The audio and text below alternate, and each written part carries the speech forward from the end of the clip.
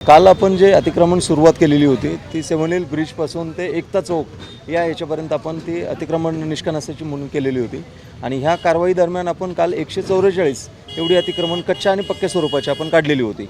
आज आम्ही जो उर्वरित भाग आहे या ठिकाणी आम्ही काल पण आवाहन केलेलं होतं सर्व संबंधितांना ज्यांचा अनधिकृत इथे स्ट्रक्चर्स आहेत आणि त्या आव्हानाला बऱ्याच लोकांनी प्रतिसाद दिलेला आहे। 30 ते 40% लोकांनी ते काढून घेतलेले आहेत त्यांचे।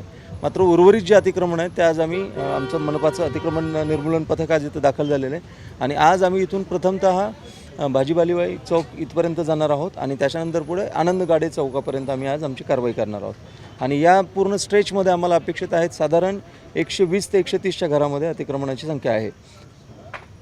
याच्यामध्ये कुठलाही अनुचित प्रकार घडू नये याच्यासाठी काही अधिकाऱ्यांचा बंदोबस्त आहे आणि काल जो प्रकार घडला होता त्याच्या संदर्भात काही कारवाई करण्यात येणार आहे। जे काय या शासकीय कामकाजामध्ये अडथळा निर्माण करतील त्याच्यावर आम्ही उचित कलमान्वये भारतीय न्याय संहितेचा गुन्हा दाखल करतोच आहोत। आमचे सहाय्यक आयुक्त हे आज गुन्हा दाखल करण्यासाठी जवाहरनगर पोलीस स्टेशन इथे गेलेलेच आहेत आणि उर्वरित जे कायदा सुव्यवस्थेचा प्रश्न अबाधित ठेवण्यासाठी माननीय पोलीस आयुक्त महोदयांनी अतिशय चांगला पोलीस बंदोबस्त आम्हाला उपलब्ध करून दिलेला आहे।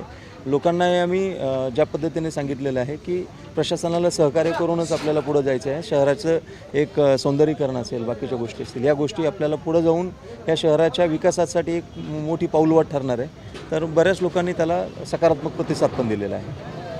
सर आपण दरवर्षी कच्चे अतिक्रमण काढतोय मात्र हे अतिक्रमण होऊ नये म्हणून प्रतिबंधात्मक कारवाई का करत नाही? प्रतिबंधात्मक कारवाईची उपाययोजना करताना आज आम्ही सगळ्या टीम्सला एकच सांगितलेलं आहे की या ठिकाणी जी लोक बिल्डिंग इन्स्पेक्टर किंवा इमारत निरीक्षक म्हणून आमचे आहेत त्यांचा रेग्युलर या एरियामध्ये वावर असला पाहिजे।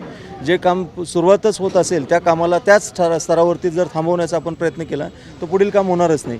तर आम्ही तशा स्पष्ट सूचना आमच्या बिल्डिंग इन्स्पेक्टरांना दिलेल्या आहेत आणि भविष्यात ते होणार नाही याची काटेकोरपणे दक्षता घेऊ।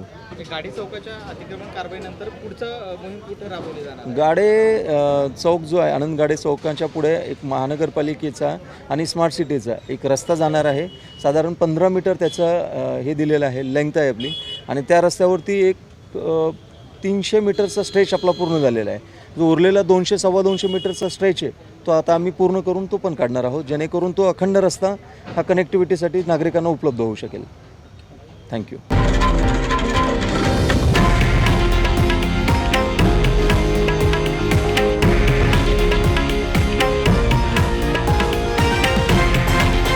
हे आहे देशातील नंबर 1 न्यूज नेटवर्क आणि आपण पाहत आहात TV9 मराठी, एकमेव।